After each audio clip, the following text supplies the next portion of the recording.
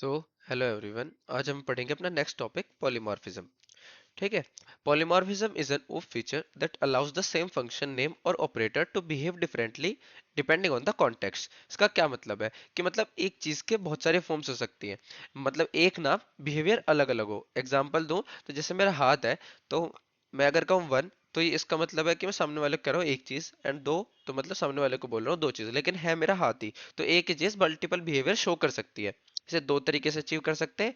एक होता है कंपाइल टाइम पॉलीमॉर्फिज्म एंड एक होता है रन टाइम पॉलीमॉर्फिज्म। ये बहुत ज्यादा इंपॉर्टेंट टॉपिक है इस यूनिट का, एंड इससे हर पेपर में एक नया क्वेश्चन जरूर आता है, चाहे 2 मार्क्स वाले में आए या फिर 10 मार्क्स वाले में आए। ठीक है। इससे ना दो तीन पॉइंट्स हम लिख सकते हैं कि फ्लेक्सिबिलिटी एंड एक्सटेंसिबिलिटी इंप्रूव होती है, और कोड को अलाउ करता है कि एक कॉमन इंटरफेस के साथ मल्टीपल बिहेवियर शो कर सके। ठीक है, डिफरेंट टाइप्स के लिए। कैसे ये पॉसिबल हो पाता है? तो कंपाइल टाइम पॉलीमॉर्फिज्म देखते हैं पहले। इसको अर्ली बाइंडिंग भी बोलते हैं, इवन स्टैटिक बाइंडिंग भी बोलते हैं। ठीक है। तो अगर मैं कोड लिखता हूँ, तो मैंने क्लास बनाई अपनी मैथ। ठीक है। इसमें मैंने एक फंक्शन बनाया वॉइड, इसका रिटर्न टाइप है, इसका नाम है सम, फंक्शन का नाम है सम। एंड उसमें जो आर्ग्यूमेंट्स लिए वो लिए दो इंटीजर्स। ठीक है। फिर मैंने सेम ही नाम से, सेम ही रिटर्न टाइप, सेम ही नाम है सम, लेकिन दो double values as a parameter ली। लेकिन सेम नाम से सम, फिर मैंने अब तीन इंटीजर इनपुट लिए। ठीक है। तो फंक्शन का नाम सेम है। जब मैं अपनी क्लास मैथ का एक ऑब्जेक्ट बनाऊंगा एम, एंड देन उस पर सम ही चलाऊंगा तीनों बार, लेकिन आर्ग्यूमेंट्स अलग अलग है। अगर मैं दो इंटीजर्स दूंगा, तो कंपाइलर खुद समझ जाएगा कि मेरा ये वाला फंक्शन चलना है और दो का सम कर देगा। लेकिन अगर मान लो मैंने दो डबल वैल्यूज या फ्लोट वैल्यूज दे दी, तो मेरा ये वाला कंपाइलर खुद पता चल जाएगा उसे कि ये वाला फंक्शन चलना है, एंड वो दोनों का सम कर देगा। एंड मान लो मैंने दो की जगह तीन वैल्यूज दे दी, तो ये दोनों तो काम नहीं करने वाले। तो कंपाइलर को खुद समझ आ जाएगा कि मुझे ये वाला फंक्शन चलाना है, क्योंकि इसमें इनपुट पैरामीटर्स में तीन वैल्यूज है और मैंने वहां पे तीन वैल्यूज दी है। तो कंपाइल टाइम पे एक ही नाम का फंक्शन, सम ही नाम है तीनों फंक्शन का, और वो अलग अलग बिहेवियर शो कर रहा है on the basis of parameter. And compiler इसको पता कर रहा है, इसलिए इसका नाम है कंपाइल टाइम पॉलीमॉर्फिज्म, एंड ये पहले ही पता चल जाता है। ठीक है। इसको इसलिए अर्ली बाइंडिंग या स्टैटिक बाइंडिंग भी बोलते हैं। ऐसा ना एग्जाम में एक बार बहुत बार क्वेश्चन आता है कि एरिया का कोड लिखो, ट्रायंगल के लिए, सर्कल के लिए, रेक्टेंगल के लिए। तो उसमें वही चीज है, तीनों का नाम एरिया ही होगा फंक्शन का। लेकिन उसमें तुम ब्रेथ ले रहे हो, इनपुट में लेंथ ले रहे हो, या फिर रेडियस ले रहे हो, या फिर बेस और हाइट ले रहे हो, तो उसके हिसाब से हमारा जो है कंपाइलर को पता चल जाएगा कि किसका एरिया निकालना है। लेकिन जो फंक्शन का नाम है वो एरिया ही होगा, इसलिए इसको पॉलीमॉर्फिज्म बोलते हैं कि सेम ही नाम का फंक्शन यूज कर रहे हैं हम, लेकिन अलग अलग बिहेवियर शो कर रहा है। अब बात करते हैं रन टाइम पॉलीमॉर्फिज्म पे। इसे बोलते हैं लेट बाइंडिंग या फिर डायनेमिक बाइंडिंग। इसमें दो कीवर्ड्स हम यूज करते हैं। एक कीवर्ड होता है वर्चुअल, एंड एक कीवर्ड होता है ओवरराइड। ठीक है। अब ये कहाँ पे यूज करना है, ये बिल्कुल अच्छे से याद रखना। वर्चुअल का मतलब है कि रन टाइम पर चूज करे कि कौन सा फंक्शन चलना है। कंपाइलर को पता नहीं चलेगा, कंपाइलर कोड रन कर देगा, लेकिन रन टाइम पे ये डिसाइड होगा कि कौन सा चलना है on the basis of code जो लिखा हुआ है आगे कोड। जैसे मैंने क्लास बनाई व्हीकल, देन उसमें जो फंक्शन लिखा, उसके रिटर्न टाइप से पहले मैंने वर्चुअल ऐड कर दिया, सो दैट रन टाइम पे चूज हो जाए कि कौन सा स्टार्ट चलने वाला है। ठीक है। एंड इसमें कुछ प्रिंट करा दिया मैंने। देन मैंने क्लास बनाई कार, एंड उसमें इनहेरिट कर लिया। अभी इनहेरिटेंस में हमने पढ़ा था कि अगर किसी क्लास को इनहेरिट करना हो तो पब्लिक व्हीकल मतलब क्लास के अंदर ऐसे लिखेंगे, देन बाकी का कोड लिखेंगे। तो इनहेरिट कर लिया व्हीकल क्लास को, एंड वापस सेम नाम से सेम रिटर्न टाइप स्टार्ट नाम का फंक्शन बनाया, लेकिन उसके बाद मैंने लिख दिया ओवरराइड। इसको बोलते हैं फंक्शन ओवरराइडिंग, जो अभी आगे पढ़ेंगे। तो ओवरराइड कीवर्ड यहाँ पे यूज होगा।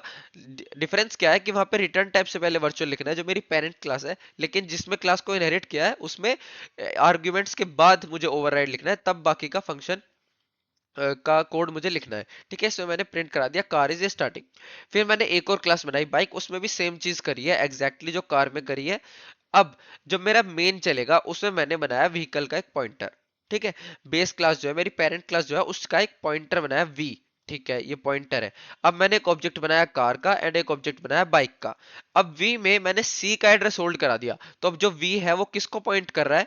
वो सी को पॉइंट कर रहा है, क्योंकि वी नाम का जो पॉइंटर है व्हीकल का, वो सी को पॉइंट कर रहा है। ठीक है। अब मैं करूंगा वी डॉट स्टार्ट, तो कौन सा स्टार्ट चलने वाला है अब ये डिसाइड हो गया। क्यों? क्योंकि कार, अब ये कार वाले ऑब्जेक्ट को होल्ड कर रहा है ना वी, तो कार वाला स्टार्ट चलेगा, एंड ये रन टाइम पे पता चल रहा है। अब मैं इसी में वी जो सी को पॉइंट कर रहा था, वो एट द रेट मतलब बी का एड्रेस होल्ड करा दूं, तो अब वी बी को पॉइंट करेगा। ठीक है, पहले सी को कर रहा था, बी को पॉइंट कर रहा है, तो अब वी का स्टार्ट चलाऊंगा तो है तो दोनों लाइन सेम ही, वी स्टार्ट चला रहा है, वी का फंक्शन स्टार्ट चल रहा है, लेकिन पहले वो सी को पॉइंट कर रहा था तो जो कार क्लास में फंक्शन था वो वाला स्टार्ट चला, लेकिन अब वी बी को पॉइंट कर रहा है तो जो बाइक क्लास में फंक्शन है स्टार्ट अब वो चलेगा। ठीक है, तो पहले में कार स्टार्टिंग प्रिंट होगा, दूसरे में बाइक स्टार्टिंग। तो ये रन टाइम पे पता चल रहा है। एंड इसमें सबसे दो ही चीजें ध्यान रखनी है कि वर्चुअल कीवर्ड यूज करना है, और जो डिराइव्ड क्लास है जिसमें मैंने इनहेरिट करा है पेरेंट क्लास को, उनमें ओवरराइड कीवर्ड यूज करना है फंक्शन लिखते टाइम। इस ये रन टाइम पॉलीमॉर्फिज्म है। एक इनका डिफरेंशिएट बिटवीन जो है ये बहुत ही ज्यादा इंपॉर्टेंट है, एंड ये हर पेपर में आता ही जरूर है, नाम अलग अलग से आता है, जैसे कि compile time polymorphism versus run time polymorphism पूछ लेंगे, या फिर static binding versus dynamic binding के बीच में डिफरेंशिएट बिटवीन पूछ लेंगे, या फिर अर्ली बाइंडिंग और लेट बाइंडिंग के बीच में पूछ लेंगे। ठीक है, ये तीन नाम से ही डिफरेंशिएट बिटवीन आता है। तो वही कंपाइल टाइम को ऑल्सो स्टैटिक या अर्ली बाइंडिंग में बोलेंगे। ठीक है, कंपाइल टाइम पे पता चल रहा है जैसे मैंने बताया, इसमें फंक्शन ओवरलोडिंग होती है, मतलब सेम नाम का फंक्शन होता है, बस पैरामीटर से डिफरेंट हो जाता है, तो इसको फंक्शन ओवरलोडिंग बोलते हैं। लेकिन रन टाइम पे क्या होता है, फंक्शन ओवरराइडिंग। अभी जैसे ओवरराइड कीवर्ड यूज कर रहे हैं, तो कंपाइल टाइम में क्या होगा, फंक्शन ओवरलोडिंग, एंड इसमें होगा फंक्शन ओवरराइडिंग। कीवर्ड, इसमें कोई कीवर्ड जरूरत नहीं होता कंपाइल टाइम में, सिंपल फंक्शन का नाम सेम, लेकिन इसमें वर्चुअल और ओवरराइड कीवर्ड यूज करना पड़ता है रन टाइम में। ठीक है, टाइप ऑफ आर्ग्यूमेंट से कंपाइल टाइम पॉलीमॉर्फिज्म पे पता चलता है, एंड एक्चुअल ऑब्जेक्ट जो पॉइंटर जिसको पॉइंट कर रहा है जिस ऑब्जेक्ट को, उसके हिसाब से रन टाइम पे पता चलता है रन टाइम पॉलीमॉर्फिज्म में। इसकी स्पीड कंपाइल टाइम की ज्यादा होती है, रन टाइम में थोड़ी स्लो होती है। इनहेरिटेंस, हाँ हमें रन टाइम में करना पड़ता है, जैसे हमने क्लास इनहेरिट करी थी, कंपाइल टाइम में कोई नीड नहीं है इसकी। एग्जांपल जो कोड लिखे है पीछे वो वाले लिख देना। एंड एक लाइन और लिख सकते हैं कि डिसाइडेड बाय कंपाइलर, वैसे लिख चुके हैं, एंड डिसाइडेड ड्यूरिंग एग्जीक्यूशन। तो ये बहुत ज्यादा इंपॉर्टेंट है, इसको जरूर याद कर लेना। अब पॉलीमॉर्फिज्म बाय पैरामीटर, ये एग्जैक्टली exactly जो कंपाइल टाइम पॉलीमॉर्फिज्म पढ़ के आया ना वही है, इसको थोड़ा सा अलग नाम दिया है कि polymorphism by parameter is a form of compile time polymorphism where multiple function have the same name but differ in number of type of parameter. वही कि सेम नेम है, अलग अलग काम है फंक्शन का, तो जो वहां पे एग्जांपल पढ़ा है ना कंपाइल टाइम पॉलीमॉर्फिज्म का, वो भी इसमें आएगा, क्योंकि पैरामीटर्स जो थे मेरे, जो आर्ग्यूमेंट्स थे, उनसे पता चल रहा है कि मेरा कौन से वाला फंक्शन चलना चलने वाला है।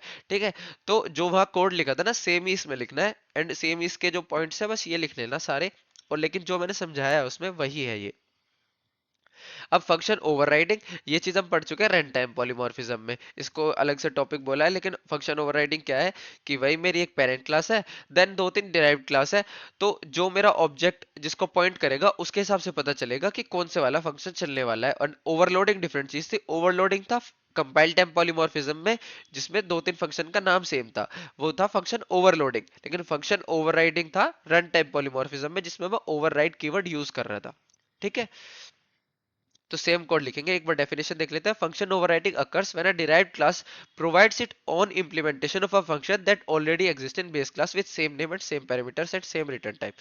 तो वही जो रन टाइम पॉलीमॉर्फिज्म में पढ़ा था कि नाम सेम है, रिटर्न टाइप भी सेम है, लेकिन ओवरराइड कीवर्ड है, तो उससे पता चलेगा कि ये वाला फंक्शन चलने वाला है, ना कि पुराने वाला। That's all in polymorphism, and बाकी जो टॉपिक्स बचे हैं वो हम नेक्स्ट पार्ट में कवर करेंगे।